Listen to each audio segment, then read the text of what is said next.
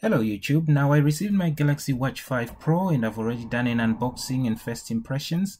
In this video I'm going to compare the two Galaxy Watch 5 Pro and the Galaxy Watch 4 Classic in terms of just going out for a run and a walk for 3 miles. Now initial battery life was really around 2 days and 15 hours, but I had it with 80%, so I calculated that to be 100% would last 3 days plus 6 or 7 hours. Now this is us starting to charge to get to 100%. It would take 1 hour 49. It was more like 1 hour 40 minutes. Now there will be somebody who says, well, you're running with this tied to your wrist and it won't give good results. So it's not tight, it's just to separate them and stop them banging on each other. And we're about to start our run here. We're starting with 100% on both watches. You should be able to see that on the screen. And we're just setting up here for the run, and as you can see they're both running, and here we go, very close start at all. So after 1 mile we can see here, I did notice that one was in kilometers and the other was in miles, and I couldn't change it, but you can see that the heart rate is in the 170s, close enough. You are able to change what you see on the screen, that's why it's all different. But what I've done is when we get to the end of the video, I'll put it both in miles and you'll be able to compare the data more easily. So stick with me till the very end, you will love what you see at the end. Now this is after 2 miles. Again, I'll summarize it properly at the end. You can see on the left the new watch with in miles, and on the right in kilometers. Really bad that you can't change this on the fly, and if Samsung are listening, if they could help us with that, or if somebody knows how to do it, let me know.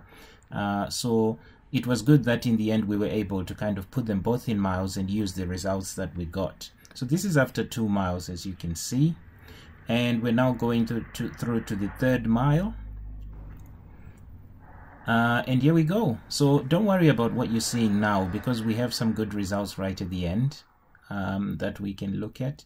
It's a shame that it didn't work when I wanted it to. I only realized late that they were not recording in the same units. And in the old watches you used to just go in the settings and click units. I couldn't find that setting in these new ones. Some people say it's in the sleep settings, but if you do know how to do it, please do leave a comment so we all know how to change from kilometers to miles.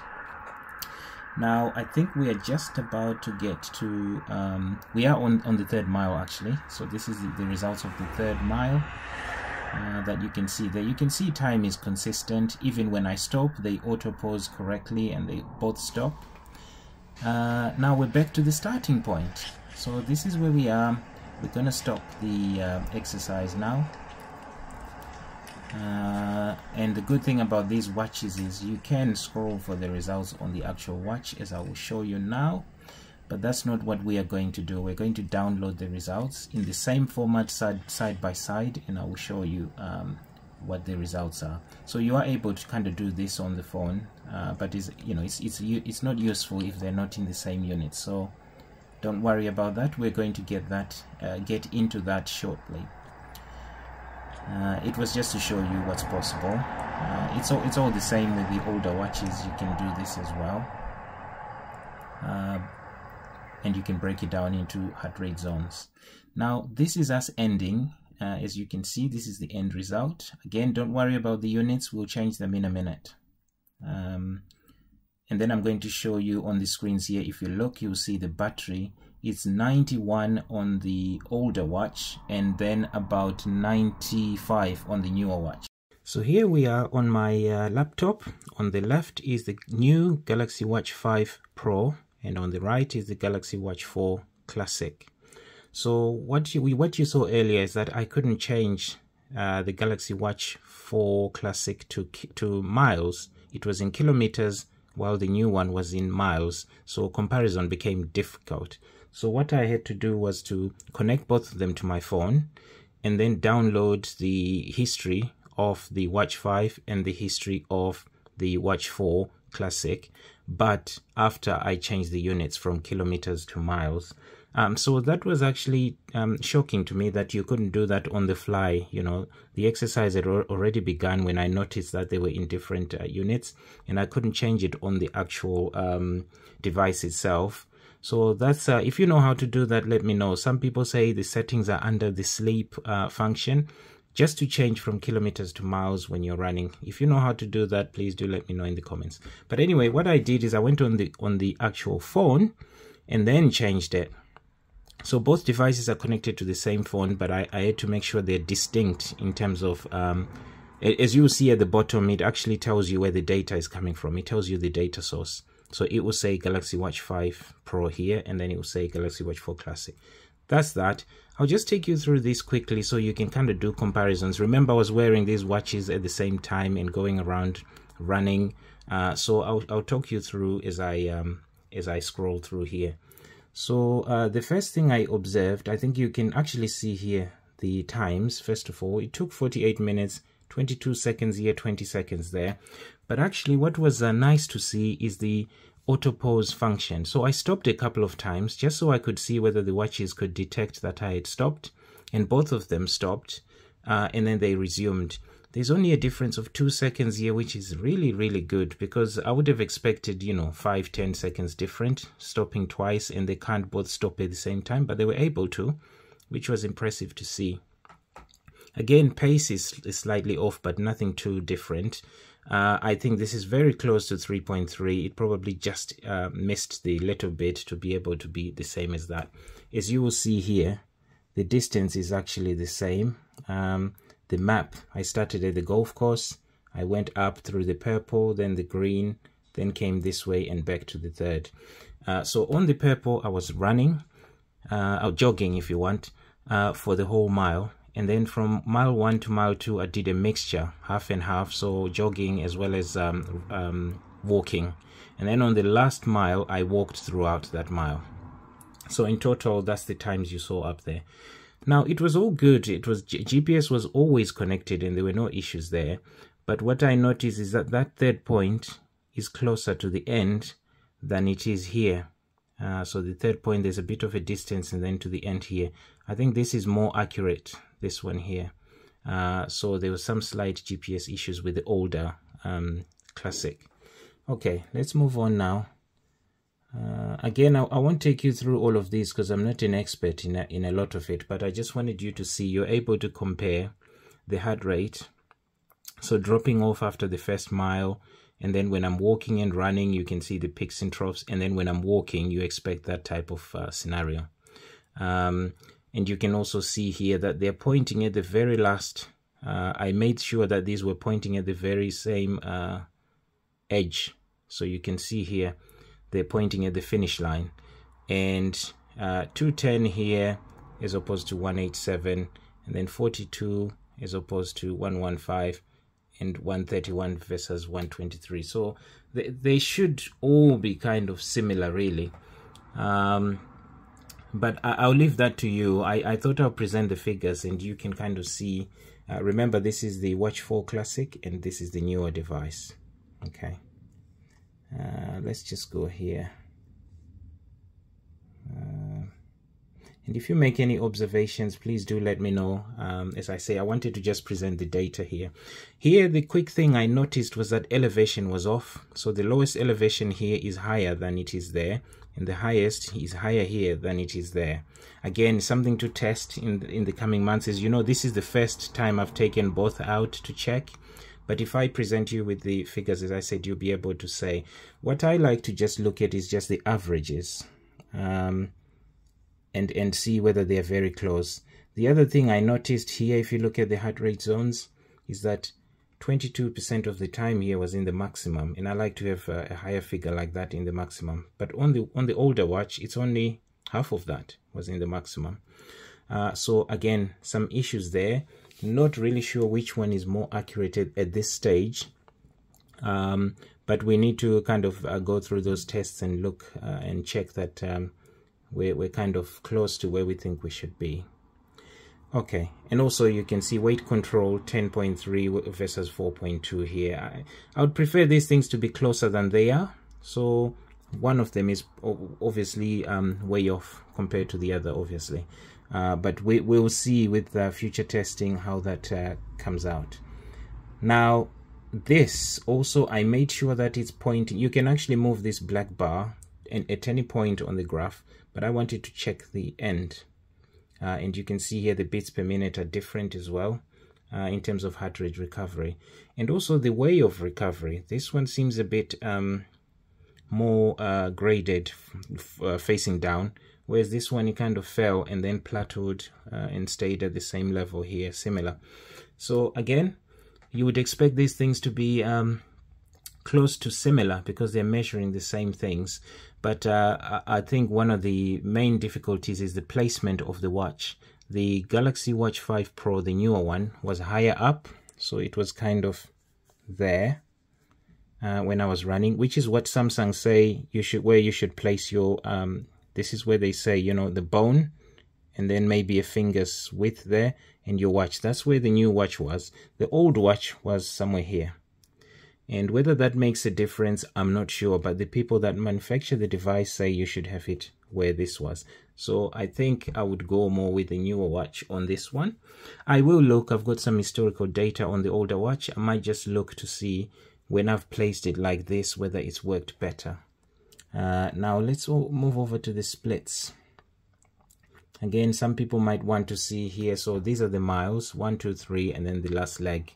And you can kind of compare in terms of times, distance, and pace. I'll just leave the figures here. I don't see anything to particularly comment about here. Yeah, I'm happy with the closeness of the data here. And then we go on to the advanced running. Now this was very good because it was all similar. As you can see, it's all kind of in the same place for both of them, which is what you would expect. So that's good. Let's not spend too much time here. Okay, so I think this measures the volume of oxygen while you're exercising, something like that. If you click on that eye there, it will tell you what it's all about. But 40 going up is good, and if if anything above 55 is excellent. So I would prefer to be closer to 55, and the older watch is showing me that it's showing a better result here, and I'm within 30% of my age range, whereas here I'm slightly lower.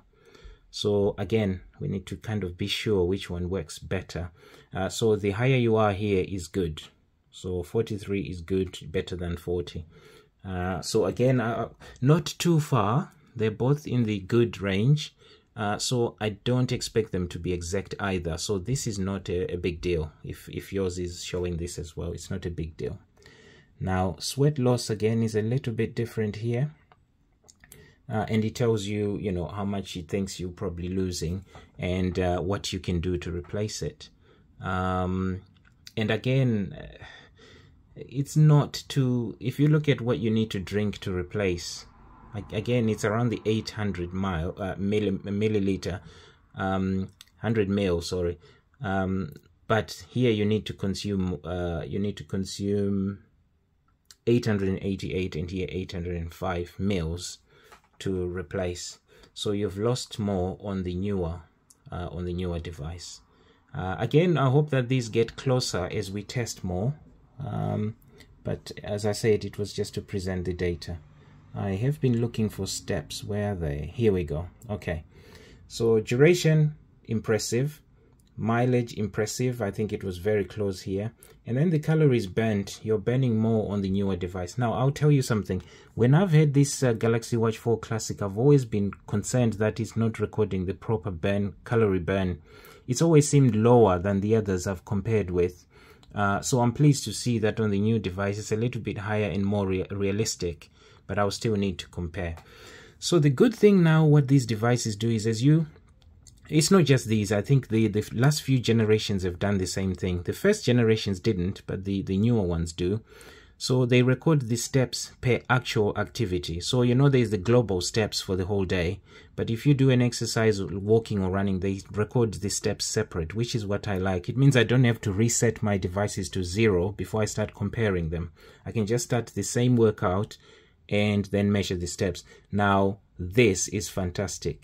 The pedometer in these things is very, very precise. Now this is after 3 and a bit miles, so I would have expected a difference of, I don't know, maybe 50, maybe 30. Let's say 10 steps per mile difference. But look at this. This is after 3 miles plus, in the very, very close proximity here. What's the difference? 7, something like that. 7 steps. I would say that's a win. Okay. Average speed, I think we can see here average speed is just slightly different. Maximum speed, again, these are too close for me to say there's a problem. I think they're fine. Right, here we go. All the other stuff you can see here. Again, we talked about elevation. That's one thing I think I need to check out what's wrong there. The elevation doesn't seem on point. Now, you know, when I was saying I like to look at averages, this is something that would interest me. So the average heart rate here, 143 and 139. Again, I'm in the medical field, but not a doctor. And I would say that's not too bad. That's not too different. A difference of 4 is nothing to worry about.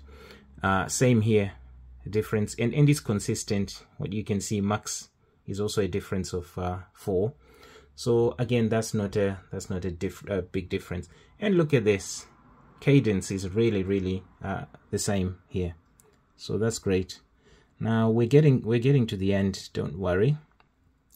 16th. So we're looking at the 17th. So here it's the same, and where it says today here, again the same. So I think this is great. Let me show you. There's something I want to show you right at the end there.